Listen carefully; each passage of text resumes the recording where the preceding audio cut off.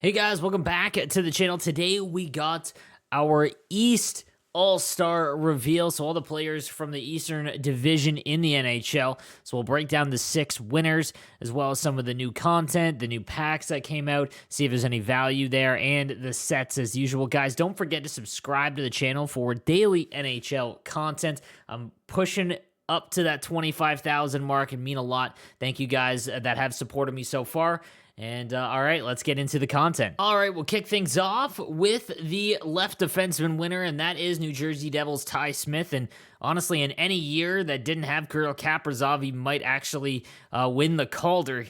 Now we'll take a look at his card, though. So first thing, starting off, 5'11", I've mentioned this, is just any defenseman under 6 foot has got to be pretty elite everywhere else for me to kind of give a really good grade on him. Anyone that has been watching me and understands that, you know, when you're in down low in your own zone, bumping people off the puck and putting pressure on is extremely important, and guys under 6 foot have a really hard time doing that in this game. So let's take a look elsewhere. He does have 2 to distributor, which is nice, but not really all that crazy. Light the lamp gives him balance, wrist shot accuracy, offensive awareness, and hand-eye, which in my opinion is just lame on a defenseman. And then shutdown, which actually does help out this card specifically because it bumps up his slap shot accuracy to 91 and his body checking to 85. Not gonna lie, his speed getting to 92, wow, that's not terrible, but that's not something, you know, that makes him separating himself, because you could basically get the 93 Hamilton that is, you know, 6'6", that has 91 speed. Like, it's just very difficult for this one specifically to have any value. In my opinion, I think there's far better left-handed defensemen, and this version is just not worth it at all. Moving on to the other version that comes with it, 2 to Spark, 1 to Gladiator, and 1 to Workhorse. This would 100% be the one I would pick if you are looking, you know, for a defenseman here, or you're interested in Ty Smith. He gets his speed up again, 92, but his acceleration can get to 96, which is almost max. Super important there, obviously. Slapshot power goes to 99, and body checking to 98 before all the other synergies and everything like that. I'm not gonna lie, the cost to make Ty Smith, super not worth it, and we'll see again, the one with distributor isn't worth it at all. In my opinion, I wouldn't pay for it. We'll take a look at what this one is. 205 isn't terrible, especially if you can get these 3 synergies activated, but just not a lot going on here for a 90 overall at this stage of the game. If this was, you know, earlier on, maybe, but this one's tough. Then we've got a couple of Boston Bruins, the 93 Tuukka Rask. We'll start out with him. He is the goalie winner. 6'3", 2 to Heart and Soul, 1 to Distributor, 1 to Swarm. So obviously the synergy combo isn't all that amazing. I will say this, he doesn't appear to be hindered by the stat caps for being 6'3", which is nice. His aggression is only 79 though. It appears that, again, the lower aggression goaltenders seem to be the overpowered ones, like Justice and Noonan, for example. And this is synergy combo just isn't anything amazing. The other one comes with 2 to Barrage, Balance, and Spark. I'd rather have that at this point, because again, a lot of people already have distributor and whatnot, so Barrage and Spark would be the next ones, and then Balance, I guess, but just not a lot. I wouldn't recommend it, to be honest. I think they're better backup goalies as well, and the cost is just going to be far too much when you can go out and get another goaltender, an elite goaltender, for much less. So pass on the Tuukka Rask as well. His teammate, the 96 overall David Pastrnak, is the right wing winner for the East Division.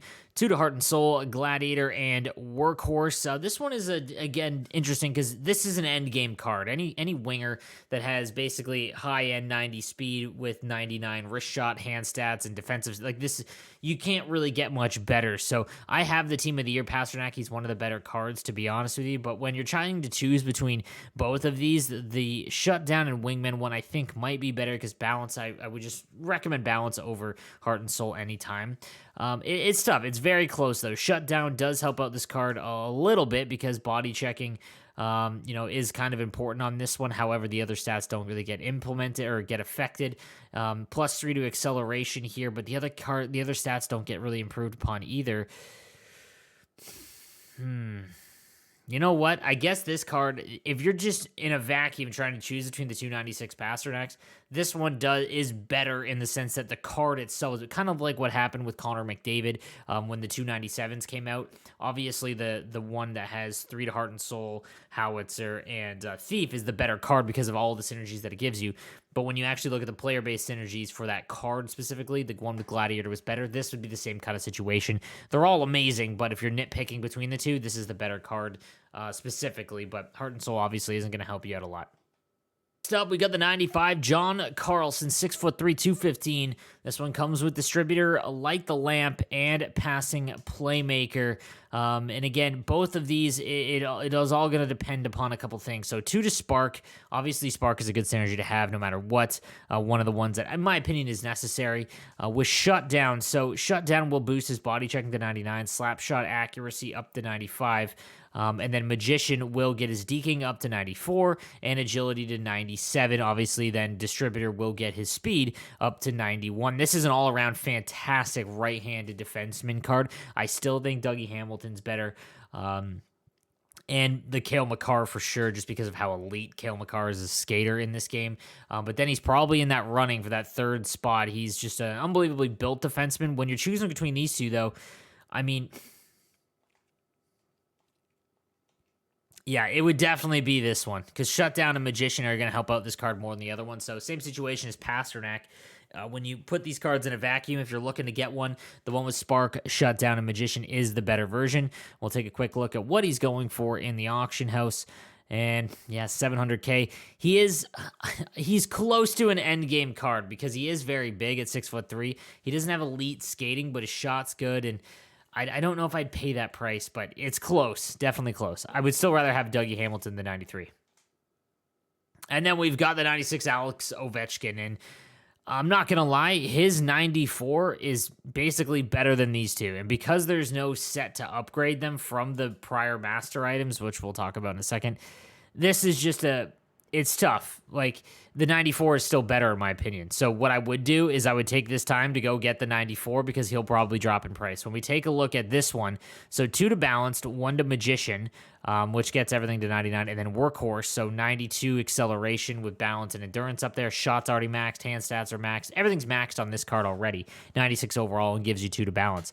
This one gives you passing playmaker, which basically, gets his stick checking and passing to max. Light the Lamp literally doesn't do anything for this card. It's already maxed, so that's a pointless synergy to have on. And then 2 to Spark. Again, there's a lot of cards that have Spark. But when you take a look at his 94, all the things that he's got with Distributor, Wingman, and Workhorse activated, if you put Spark on this card, he's got 98 acceleration. His shots max. His hand stats are basically maxed, especially if you have Swarm. Like, there's no reason. So if you go and look at the prices, that's where I think that you could do, make a lot of upgrades. This one's going for 500K. The Light the Lamp one is not very good. We'll take a look at this 96. This is going for 400, like 300K more. There's no question. And again, it's very, very small increments that the 96 is better than the 94. So 100% go get the 94 now, guys. And then lastly, we got the 97 Sidney Crosby, and this is an endgame card. 99 faceoffs, 99 shooting, hand stats, everything is phenomenal. So then it's just his skating that you break it down the nitty-gritty. Spark gets it to 98. Gladiator gets his body checking to 99. And then Magician kind of doesn't do anything. His other version with Swarm, Passing Playmaker, and Wingman, I think, in my opinion, is slightly better because it will max out his acceleration. And then, speed gets up to 95.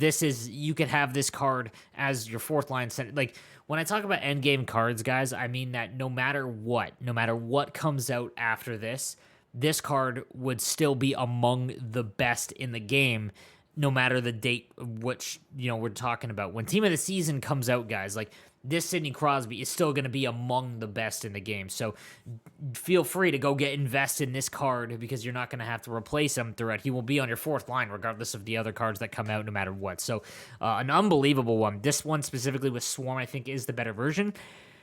And I'm probably going to grab this card. He is going for an awful lot. I'm going to assume it's around $1 million. Yeah, it's 1.5 million right now. So it's funny because this event, we'll talk about the sets now, guys, because the sets for these cards have just been brutal. It's been a hot topic. I released a video but when the North Division came out that I was really kind of upset about the cost of these because it's just, I understand what EA is doing. Again, I hear the background stuff about, trying to make sure the market stays stable and not releasing out 1 million free top-end cards because then, it saturates the market. This is just kind of too much because the cards that are being released aren't nearly worth what you have to put in. So when you take a look, though, at the East Division, it's going to cost you 22 plus the 87 Crosby. And again, so 20 collectibles, that's basically $1 million. So this is worth making. Like, of all of them, this one, McDavid, even McKinnon is worth doing. The other ones, though, guys, I really wouldn't. The Alex Ovechkin one I showed you guys, just go buy the 94. Pastrnak, same kind of thing. There's so many good right-handed wingers.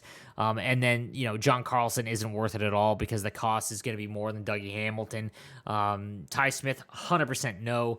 And then Tuukka Rask, never spend this much on a goaltender. So, honestly, the Crosby one isn't bad. You see how much he's going for, and that's an endgame card for the rest of the game, so that is worth it. All right, let's take a quick look at some of the packs. I keep getting asked about this. So this one specifically, the new Flame Pack, 15 items, at least 8 gold players, and a guaranteed gold collectible and icon collectible for 110,000 coins.